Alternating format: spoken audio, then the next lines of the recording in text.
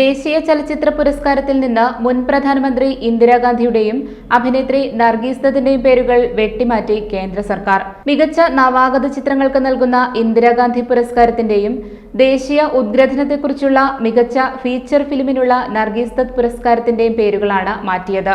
കേന്ദ്ര വാർത്താവിനിമയ മന്ത്രാലയം വിവിധ വിഭാഗങ്ങളിൽ നൽകുന്ന പുരസ്കാരങ്ങൾ ഏകീകരിക്കുന്നതിനും മാറ്റം വരുത്തുന്നതിനുമായി രൂപീകരിച്ച കമ്മിറ്റിയുടെ നിർദ്ദേശപ്രകാരമാണ് പേരുമാറ്റം.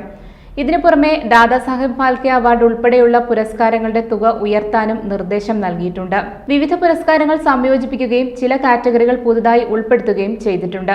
മികച്ച നവാഗത ചിത്രത്തിന്റെ സംവിധായകനുള്ള ഇന്ദിരാഗാന്ധി പുരസ്കാരം ഇനി മുതൽ മികച്ച നവാഗത ചിത്രത്തിനുള്ള പുരസ്കാരം എന്ന് മാത്രമായിരിക്കും അറിയപ്പെടുക. നേരത്തെ നിർമ്മാതാവിനും സംവിധായകനും വിഭജിച്ചിരുന്ന സമ്മാനത്തുക ഇനി മുതൽ സംവിധായകന് മാത്രമായിരിക്കും നൽകുക.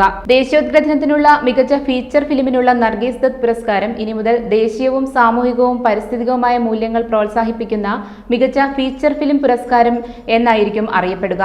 ഈ വിഭാഗത്തിലേക്ക് സാമൂഹിക പ്രശ്നങ്ങൾക്കും പരിസ്ഥിതി സംരക്ഷണത്തിനുമുള്ള വിഭാഗങ്ങളെ കൂടി യോജിപ്പിച്ച് ഒറ്റ പുരസ്കാരമാക്കി മാറ്റും. ഒരു പ്രത്യേക ജൂറി പുരസ്കാരം നിർത്തലാക്കുകയും പകരം ദേശീയ ചലച്ചിത്ര പുരസ്കാരങ്ങളിൽ feature film, non feature film വിഭാഗങ്ങളിൽ 2 പ്രത്യേക പരാമർശങ്ങൾ നൽകാനുള്ള വിവേചനാധികാരം ജൂറിക്ക് നൽകുകയും ചെയ്തു. കുടുംബ മൂല്യങ്ങളെക്കുറിച്ചുള്ള മികച്ച ചിത്രവും പ്രത്യേക ജൂറി പുരസ്കാരങ്ങളും നോൺ ഫീച്ചർ വിഭാഗത്തിൽ നിർത്തലാക്കി. 2022 പുരസ്കാരങ്ങളാണ് ഇനി പ്രഖ്യാപിക്കാനിരിക്കുന്നത്. 2020 കോവിഡ് ലോക്ക്ഡൌണിനെ തുടർന്ന് ദേശീയ പുരസ്കാരങ്ങൾ 1 വർഷം വൈകിയാണ് നൽകാറുള്ളത്.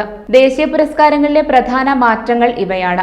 ഇന്ത്യൻ സിനിമയ്ക്ക് നൽകിയ സമഗ്ര സംഭാവനകൾ പരിഗണിച്ച് എല്ലാ വർഷവും ഇന്ത്യൻ ചലച്ചിത്ര പ്രതിഭകൾക്ക് നൽകിയിരുന്ന ദാദാസാഹിബ് ഫാൽക്കെ പുരസ്കാരത്തിനുള്ള പാരിതോഷികം 10 ലക്ഷം രൂപയിൽ നിന്ന് 15 ലക്ഷം രൂപയായി ഉയർത്തി. സ്വർണ്ണകമൽ പുരസ്കാരങ്ങൾക്കുള്ള സമ്മാനത്തുക 3 ലക്ഷം രൂപയായും രജത് കമൽ ജേതാക്കൾക്കുള്ള പുരസ്കാരത്തുക 2 ലക്ഷം രൂപയായും വർദ്ധിപ്പിച്ചു. മികച്ച സിനിമ, അരങ്ങേറ്റ ചിത്രം, ജനപ്രിയ ചിത്രം, മികച്ച സംവിധാനം, കുട്ടികളുടെ സിനിമ എന്നീ വിഭാഗങ്ങളിലാണ് സ്വർണ്ണകമൽ സമ്മാനിക്കുന്നത്.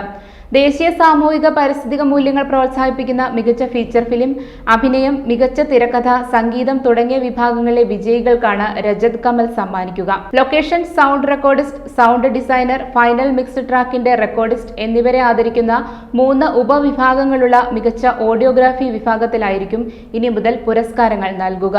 നേരത്തെ മികച്ച ശബ്ദരൂപകൽപ്പന പുരസ്കാരം എന്നറിയപ്പെട്ടിരുന്ന പുരസ്കാരത്തിന്റെ സമ്മാനത്തുക 50,000 രൂപയിൽ നിന്ന് 2 ലക്ഷം രൂപയായി ഉയർത്തി. ഈ തുക സൗണ്ട് ഡിസൈനർക്ക് നൽകും. മികച്ച സംഗീത സംവിധാന വിഭാഗത്തിലും മാറ്റങ്ങൾ വരുത്തിയിട്ടുണ്ട്. ഈ പുരസ്കാരം ഇനി മുതൽ മികച്ച പശ്ചാത്തല സംഗീത പുരസ്കാരം എന്നറിയപ്പെടും. അതേസമയം ഇത്തരം പേരുമാറ്റങ്ങൾ ഇതാദ്യമായല്ല കേന്ദ്രത്തിന്റെ ഭാഗത്തു നിന്ന് ഉണ്ടാകുന്നത്. നേരത്തെ നെഹ്റു മെമ്മോറിയൽ മ്യൂസിയം ആൻഡ് ലൈബ്രറിയുടെ പേരും കേന്ദ്ര സർക്കാർ മാറ്റിയിരുന്നു. പ്രധാനമന്ത്രി മ്യൂസിയം ആൻഡ് ലൈബ്രറി എന്നാണ് പേര് മാറ്റിയത്.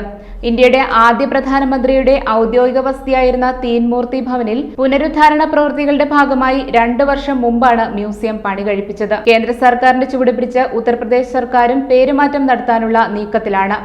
ഡൽഹി NCRന്റെ ഭാഗമായ ഗാസിയാബാദിന്റെ പേരാണ് മാറ്റുക. ഗാസിയാബാദിനെ പുനർനാമകരണം ചെയ്യാനുള്ള നിർദ്ദേശം ഗാസിയാബാദ് മുനിസിപ്പൽ കോർപ്പറേഷനിൽ ഭൂരിപക്ഷത്തോടെ പാസാക്കി. ഗജ്പ്രസ്ഥ, ദൂധേശ്വർ നാഥ് നഗർ, ഹർനന്ദിപുരം എന്നീ 3 പേരുകളാണ് പരിഗണനയിലുള്ളത്. ഇന്നത്തെ ഗാസിയാബാദ് മഹാഭാരതകാലത്തെ ഹസ്തിനപുരത്തിന്റെ ഭാഗമായിരുന്നു എന്നാണ് അവകാശവാദം. ആനകൾ വസിച്ചിരുന്ന ഇടതൂർന്ന വനമായിരുന്നു ഈ പ്രദേശം. ഹിന്ദിയിൽ ഗജ് എന്നാണ് ആനകളെ പറയുന്നത്. അതിനാലാണ് ഗാസിയാബാദിനെ ഗജ് പ്രസ്ഥ എന്ന് വിളിച്ചിരുന്നതെന്നും പറയപ്പെടുന്നു. News desk, channel 91.